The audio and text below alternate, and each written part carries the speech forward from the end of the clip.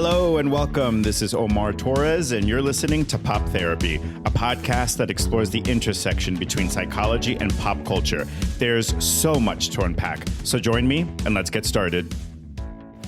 Well, if it isn't a mini episode. Now, if you did not listen to the season 2 finale, what are you doing? Go back and listen to that right now. I do in the episode rather, talk about mini episodes. So during my hiatus, during this break, where I am recording new episodes for you guys and scheduling guests and all that good stuff, I'm going to drop mini episodes as well as replaying some older episodes. But I think I'd also like to drop mini episodes where I just share like a thought. So these aren't going to be super lengthy episodes, a few minutes long. But, you know, I wanted to remain consistent for you guys. So mini episodes, that's where it's at. What I wanted to talk about today is a book I'm reading called How to Make Your Brain Your Best Friend, a neuroscientist's guide to a healthier, happier life. I'm really liking it so far. The author is, her name is Rachel Barr. She is a neuroscientist, and I really like her stuff on Instagram. I'm sure she's on TikTok as well, but I follow her on Instagram, and it's really helpful, lovely, bite-sized kind of pieces of information and wisdom. I've been really trying to integrate neuroscience a little bit more into my awareness of psychology and into my mental health work, and just learning and understanding a little bit more about the different parts of the brain and the chemicals and all of the parts that they play and the roles that they play in the way that we live and in the way in which we perceive things and whatnot. So I picked this book up. I highly recommend it. One thought I wanted to share with y'all is the idea of delight. That's what this book talks about. It's one of the things the book talks about.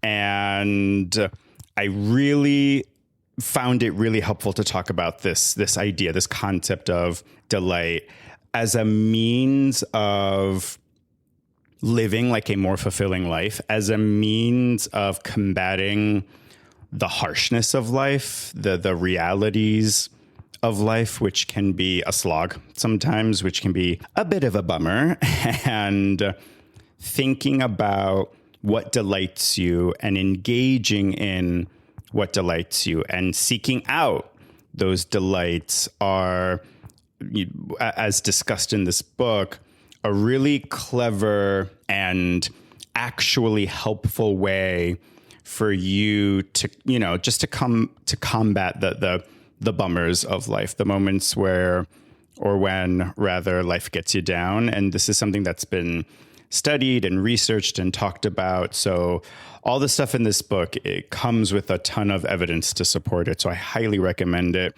She talks specifically about this poet and essayist, Ross Gay, who decided to every day in a book to write down or to talk about and write about something that delighted him. And he called his book The Book of Delights. And every day he wrote one thing down that delighted him. And I'm gonna try that out. I don't know if I can commit to every day, although that seems simple enough. But at least, you know, I don't know, at least once a week. But I would like to do like a handful of entries into this Book of Delight. I'll call it the same thing, my Book of Delights. So you might be wondering, what is the difference between delight and pleasure? And if you're not wondering, that's okay. There is a difference, right? So this essayist that the book talks about mentions an interview that Ross Gay does where he talks about what delight is. And he emphasized, and I'm reading from the book right now, he emphasized that delight often comes from acknowledging small, joyful experiences, suggesting that noticing and appreciating these moments is crucial. He also talked about the link between delight and curiosity, pointing out that spontaneity of these moments is what makes them so special. So with delight, right, if you wanted to sort of break it down, the book talks about that. Like, what are the elements of delight? And the first element is enjoyment, right? So it feels good. Delight feels good. Pretty simple, right? The other element of delight is attention to the present. So given the spontaneous nature of delight, finding it requires a presence of mind paying attention to the current moment. Next, reflection and gratitude. So this is another important element of delight. Gratitude is often about recognizing and valuing what can easily be taken for granted. Similarly, delight typically finds its place in the otherwise mundane moments of everyday life.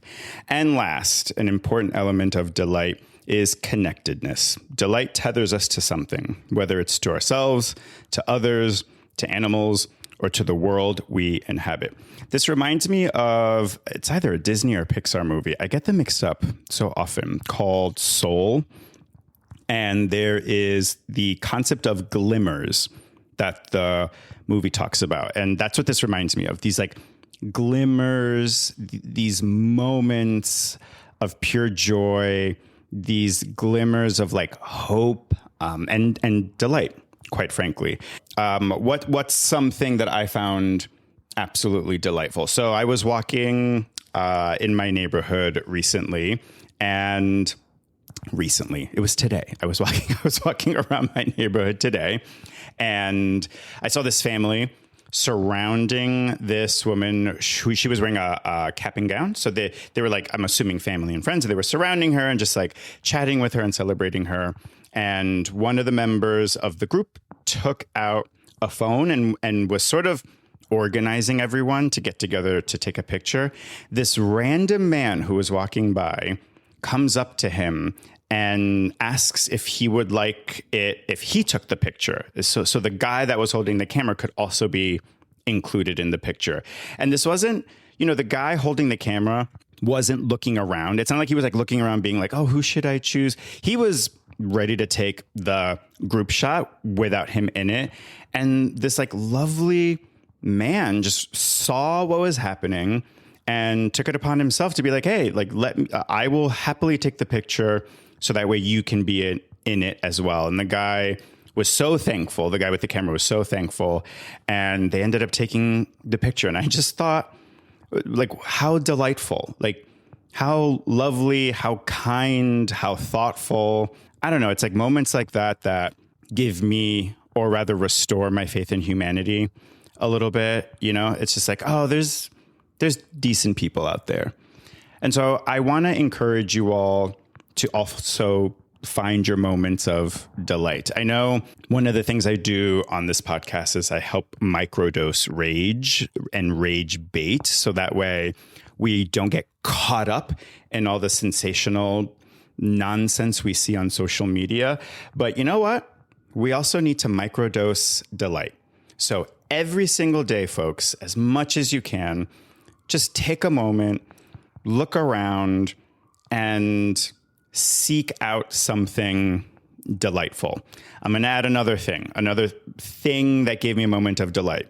I was reading this book by myself, drinking a glass of wine, just enjoying the weather. I was sitting outside at this wine bar, and there was this dad with his baby. He was holding the baby up on his lap as if the baby was standing on their own. And there happened to be a party a few blocks away at a community park or garden. And the music was pretty loud. Not in a obnoxious way, but just like in a outdoor party way. And the dad was making the baby dance to the rhythm of the music that was playing.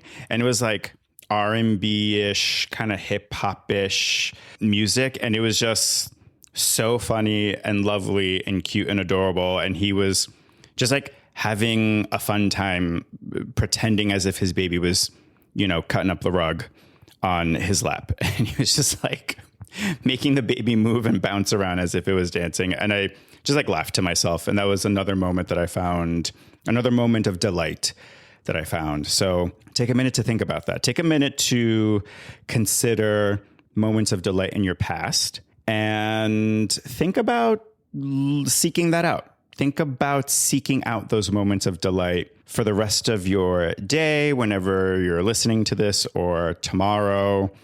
I don't know. I think we need to cultivate and hold on to those moments of delight a little bit more, seek them out a little bit more. So I'm going to leave you with that. As you know, I am a therapist, but this podcast is no substitute for good old-fashioned therapy, even though this is a mini episode. So take what's useful, leave the rest. And don't forget, therapy makes you hotter. Bye.